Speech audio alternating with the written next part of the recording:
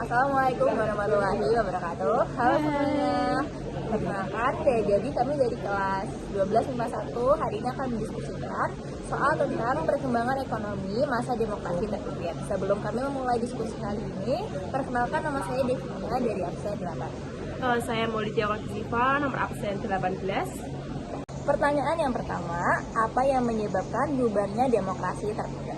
Demokrasi terpimpin bubar karena terjadi kekacauan di beberapa bidang seperti ekonomi dan pemerintahan, mulai dari kekacauan besar akibat G30 SPKI, krisis ekonomi, tingkat inflasi tinggi, dan penyimpangan terhadap konstitusi.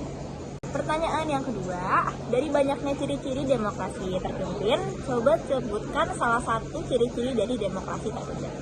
Untuk yang pertama ada sentralisasi kekuasaan, yang kedua berkuasanya militer di bidang politik.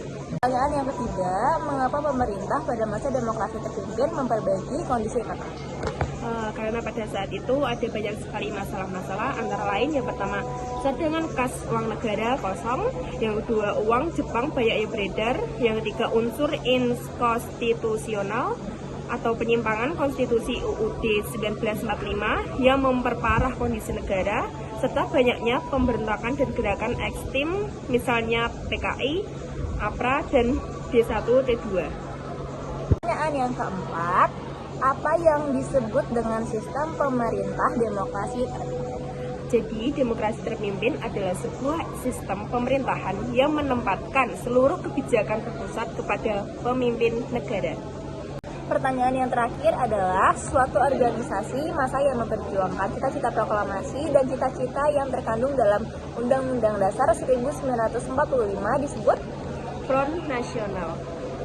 Pertanyaan pertama, munculnya sentimen anti Tionghoa pada masa Kabinet Ali Sastroamidjojo II disebabkan oleh kecemburuan pribumi terhadap kelompok Tionghoa yang banyak mengambil alih perusahaan-perusahaan asing saat dinasionalisasikan. Pertanyaan yang kedua, apa yang menjadi penyebab Indonesia menentang rencana pembentukan Federasi Malaysia? Pembentukan Federasi Malaysia dianggap sebagai proyek neokolonialisme Inggris yang membahayakan revolusi Indonesia. Pertanyaan yang ketiga, mengapa Indonesia memutuskan untuk keluar dari keanggotaan PBB? Karena bentuk protes atas diterimanya Federasi Malaysia sebagai anggota tidak tetap Dewan Keamanan PBB. Pertanyaan yang keempat, ketidakstabilan kehidupan politik dan ekonomi pada masa demokrasi liberal dilatar belakangi oleh tidak adanya partai politik yang mendominasi dengan mutlak, serta kehidupan politik yang syarat akan kepentingan golongan. Pertanyaan yang terakhir, sebutkan salah satu ciri sistem ekonomi pada masa demokrasi terpimpin. Salah satu ciri pada sistem masa demokrasi terpimpin yaitu peran pemerintah dalam kebijakan ekonomi semakin besar.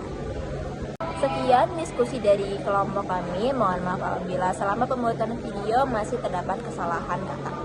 Terima kasih atas perhatiannya. Wassalamualaikum warahmatullahi wabarakatuh. Dadah.